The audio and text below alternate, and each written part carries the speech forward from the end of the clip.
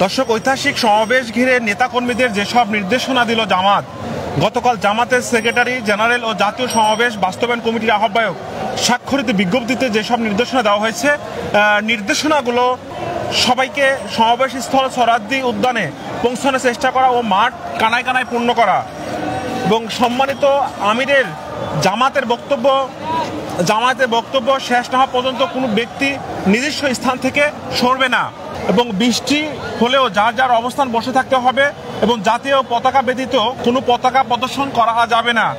মিছিল নিয়ে আসা ক্ষেত্রে ক্রিয়াশীল কোনো রাজনৈতিক দল বা ব্যক্তির বিরুদ্ধে স্লোগান দেওয়া যাবে না। যথাযথ সমাবেশস্থলে বয়স্ক এবং শিশুদের অগ্রাধিকার দেওয়া হবে। সোহরাওয়ার্দী উদ্যানের চারপাশে 15টি মেডিকেল বুথ ও প্রয়োজনীয় সংখ্যক ডাক্তার থাকবেন।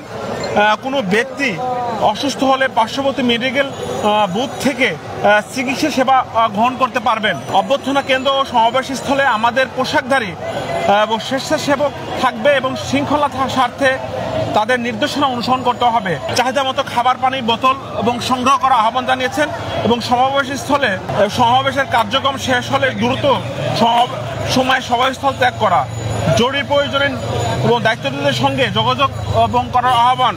দর্শক, আপনারা যেমনটা দেখছেন যে ইতিহাসে প্রথমবারের মতন সোহরাওয়ার্দী উদ্যানে আজ সমাবেশ এবং করছে জামাত এবং ইতিহাসে এবং সকাল 10টা থেকে সমাবেশে আনুষ্ঠানিকতা শুরু হওয়ার কথা থাকলেও আমরা যেমনটা দেখছি গতকাল রাত থেকেই দেশের বিভিন্ন জেলা এবং উপজেলা থেকে নেতাকর্মীরা এই সোহরাওয়ার্দী উদ্যানে আসে।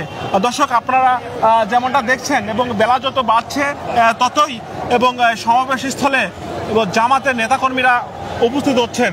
সমাবেশ সফল করতে জামাতে ইতিমধ্যে ব্যাপক প্রস্তুতি নিয়েছেন। সমাবেশের নেতারা জানিয়েছেন যে মঞ্চের পাশে থাকছে দুটি বড় জায়ান্ট স্ক্রিন এবং সমাবেশের আশেপাশে গুরুত্বপূর্ণ 50টির বেশি পয়েন্টে বসানো হয়েছে এলইডি স্ক্রিন।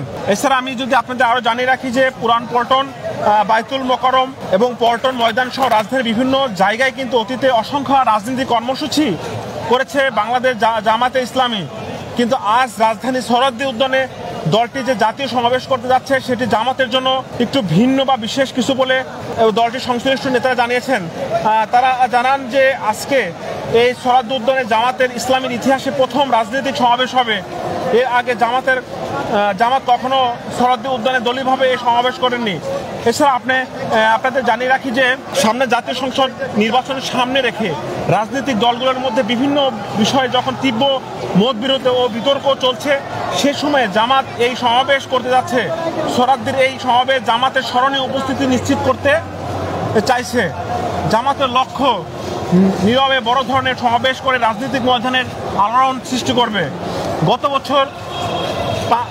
গত বছরের 5 আগস্ট শেখ হাসিনা সরকারের পতনের মধ্য দিয়ে রাজনৈতিক পট পরিবর্তনের পর বিএনপি, ইসলামী আন্দোলন সহ বিভিন্ন সংগঠন রাজধানীতে বড় সমাবেশ করে।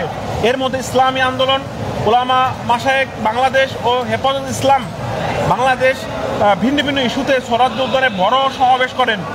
বিএনপি নয়াপল্টনে কয়েক দফা সমাবেশ করে, কিন্তু জামাতের নেতা এটিএম আজহারুল ইসলামের মুক্তির দাবিতে পুরান পল্টন মোড়ে এক সমাবেশ ছাড়া রাজধানীতে বড় কোনো জমাত করেননি। জামাত ইসলামের নায়েবে আমির সৈয়দ আবদুল্লাহ মোহাম্মদ তাহের বলেন, সোহরাওয়ার্দী উদ্যানে এককভাবে জামাতের ইসলামী কখনো জনসভা করেননি, এটি হবে প্রথম জনসভা। আবদুল্লাহ মোহাম্মদ তাহের জানান, সুষ্ঠু নির্বাচন, তার আগে লেভেল ফিল্ড তৈরি করা, সংখ্যানুপাতিক পদ্ধতিতে পিআর নির্বাচন অনুষ্ঠান, তার আগে স্থানীয় সরকার নির্বাচনের বিষয়ে জনমত গঠনের লক্ষ্যে এই সমাবেশ হবে।